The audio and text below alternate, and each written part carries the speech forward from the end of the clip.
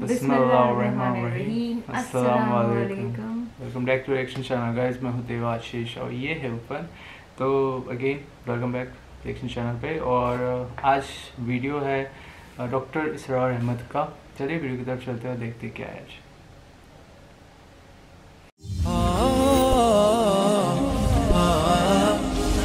ज़ैतून टीवी, बदलें जिंदगी। अब से कुछ पहले तक उनका मामला यह था कि इस्लाम एज ए मजहब से हमारी कोई दुश्मनी नहीं, हम इस्लाम एज ए दीन, पॉलिटिकल इस्लाम, ये निज़ाम की बात जो तुम करते हो, ये खिलाफत का नाम जो लेते हो, ये हम बर्दाश्त नहीं कर सकते। Nothing doing. अब होते होते वो यहां तक आ गए हैं कि असल में तो सारे बुराई के बीज उनके ख्याल में मजहब में। अब उनके जो राइटर्स हैं और उनके बड़े बड़े जो लोग मुफक्किरीन हैं वो कह रहे हैं Islam in itself, Quran in itself, Mohammad in himself is evil. नऊज़ु बिल्लाहि मिन ज़ालिक। कुरान ईवल है, इस्लाम ईवल है और मोहम्मद ईवल है। तो ये एक अजीम जंग है इस्लाम और मुसलमानों के खिलाफ, इस्लामी तहजीब और तमद्दुन के खिलाफ। वो उसमें चाहते हैं कि इस्लाम की बेखतरी कर दी जाए। नंबर 4, ये इस्लाम के इह्या के अमल को हर कीमत पर रोकना है, at any cost, come what may, जहां भी सर उठाएगा कुचल देना। ये इनका चौथा हदफ है।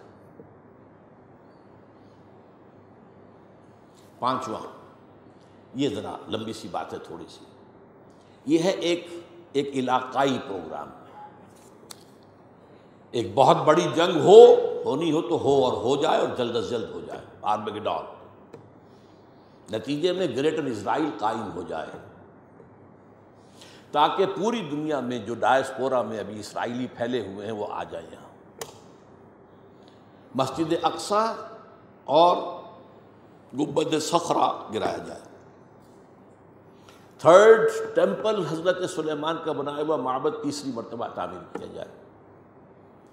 उसमें हजरत दाऊद का तख्त लाकर रखा जाए। वो तख्त आज भी मौजूद है, वेस्टमिंस्टर एबे, बरतानिया की पार्लियामेंट के साथ जो चर्च है उसमें वो रखा हुआ है। वो एक पत्थर था जिस पर हजरत दाऊद अलैहिस्सलाम को बिठाकर उनकी ताजपोशी की गई थी। वो रहा है, हैकल के अंदर मौजूद रहा। वहाँ से टाइटस रूमी ले गया सन 70 में उसे, रोम से गया आयरलैंड, आयरलैंड से आया स्कॉटलैंड, स्कॉटलैंड से आया बरतानिया। अब वो वहाँ मौजूद है और बरतानिया में बादशाह मलका की कॉरोनेशन जो होती है उसी पत्थर पर बिठा कर होती है। जब वो आ जाएगा तो ये चीज़ें तो मुश्तरक हैं इनके दरमियान। आर्मेगेडॉन, ग्रेटर इजराइल, तमाम दुनिया से इसराइलियों को लाके आबाद कर देना, और टेम्पल ऑफ द माउंट की तामीर और उसके लिए मस्जिद अक्सा और गुंबद सखरा को गिरा देना और थ्रोन ऑफ डेविड ला के रख देना। उसके बाद ईसाइयों के नज़दीक हज़रत मसीह नाजिल होंगे और उस तख्त पर बैठकर दुनिया पर हुकूमत करेंगे। यहाँ हमारा उनका अकीदा कुछ आकर मिल जाता है। और इस यहूदियों के नज़दीक उनका जो मसीहा जिसके वो मुंतज़िर हैं वो आएगा, जिसको हम कहेंगे दज्जाल, अल मसीहुद दज्जाल, उनका मसीहा झूठा, वो आकर बैठेगा और वो दुनिया पर हुकूमत करेगा। ये हैं इनके अहदाफ। अब देखिए मैं थोड़ी थोड़ी तफसील आपको बता दूं। इसके बाद कैथोलिक ये चाहते हैं कि फ़िलिस्तीन में एक कैथोलिक रियासत कायम हो जाए। यहाँ फ़र्क है अब इनमें। यहूदी चाहते हैं कि इस्राएली रियासत कायम हो जाए। अच्छा, कैथोलिक्स और यूरोपियंस इतने ज़्यादा प्रो यहूदी नहीं हैं जितने कि प्रोटेस्टेंट्स और इवेंजलिस्ट और नेओकॉन्स हैं बरतानिया और अमेरिका। इनमें थोड़े फ़र्क जो है इस एतबार से रहते हैं। अब यही वजह देखिए किस कदर ज़मीन और आसमान का फ़र्क हुआ।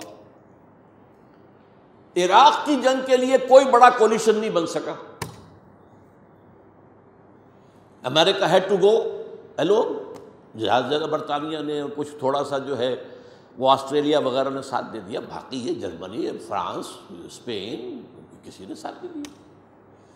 اس لیے کہ وہاں کا معاملہ کیا تھا، عراق میں اصل میں دو چیزیں تھیں، تیل، اس کا سارا تعلق امریکہ سے تھا، اور نمبر دو اسرائیل کی پروٹیکشن، جس سے یورپ کے جو عیسائی ہیں انہیں بہت زیادہ دلچسپی نہیں ہے، وہ اس طریقے سے ان کے غلام نہیں ہے بے دام جیسے کہ پروٹیسٹنٹ سے، وہ شامل نہیں ہوتے۔ یعنی کیوں، سمجھنے کی بات ہے، کیا وجہ ہے؟ یہی وجہ ہے، آپ نے دیکھا جو پہلی جنگ ہوئی تھی خلیجی، جب ختم ہوئی ہے تو جنرل شارس کرافٹ اس نے صاف کہہ دیا تھا، we fought this war for the defence of Israel. اور اب جیسے ہی اس جنگ کے اندر جیسے ہی فال آف بغداد ہوا، شیرون نے، بدماش نے کہہ دیا تھا کہ ان قریب عراق پر ہمارا قبضہ ہوگا۔ اس سے اندازہ ہو جاتا ہے آپ کو کہ یہ جنگ کیا تھی۔ چونکہ اس جنگ کے ہدف یہ دو تھے، لہٰذا یورپ اس میں نہیں آیا۔ یہ سمجھنے کی بات نہیں، کیا ہو رہا ہے، کیوں ہو رہا ہے، کس لیے ہو رہا ہے، یہ فرق کیوں۔ افغانستان کا معاملہ اس کے برعکس ہے، وہاں اسلام نے سر ابھارا تھا، اسے کرس کرنا یہ سب کے نزدیک متفق علیہ ہے۔ تاریخ انسانی کی عظیم ترین کولیشن بن گئی، عظیم ترین۔ اس کے لیے اپنے ہاں کی رائے عامہ کو ہموار کرنے کے لیے اپنے ٹوئن ٹاورز خود گرائے بدماشوں نے، تاکہ غیظ اور غضب پیدا ہو جائے امریکی قوم کے اندر، اور وہ ہر طرح کی ہماری دولت جو ہے سینکشن کرنے کو تیار ہو جائے جنگ کے لیے۔ ڈیزی کٹرز آ گئے، سب کچھ آ گئے، اور وہاں آ کر پنجے گاڑ دیے گئے، اور وہاں آپ کو معلوم ہے نیٹو کی فوجیں بیٹھی ہوئی ہیں، امریکہ کم ہے، نیٹو زیادہ ہے۔ اس لیے کہ میں یہ سمجھتا ہوں کہ ان کے علم میں احادیث نبویہ ہیں، یہ جاہل نہیں ہیں۔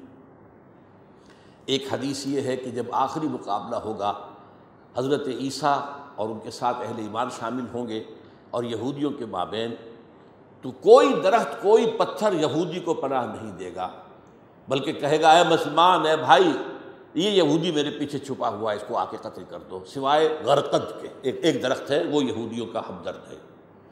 اور اب غرقد ہی سب سے بڑے پیمانے پر اسرائیل میں کاشت کیا گیا ہے۔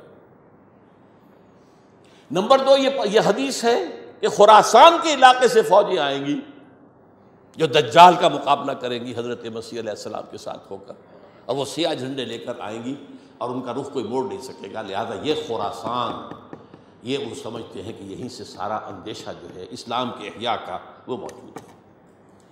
اس اعتبار سے افغانستان میں ان کی جنگ کا ہدف کچھ اور ہے، عراق میں ان کی جنگ کا ہدف کچھ اور ہے۔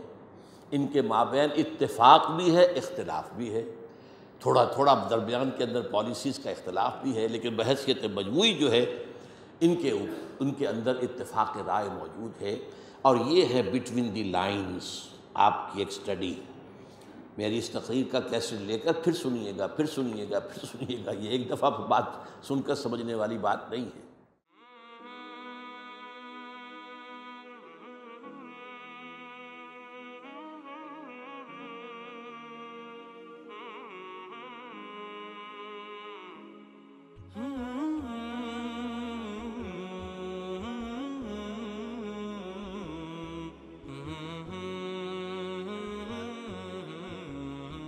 تو ٹھیک ہے، آج کا یہ ویڈیو ہے، تو کیسا لگا آج کا ویڈیو ضرور لائک شیئر سبسکرائب کر کے بتا دینا۔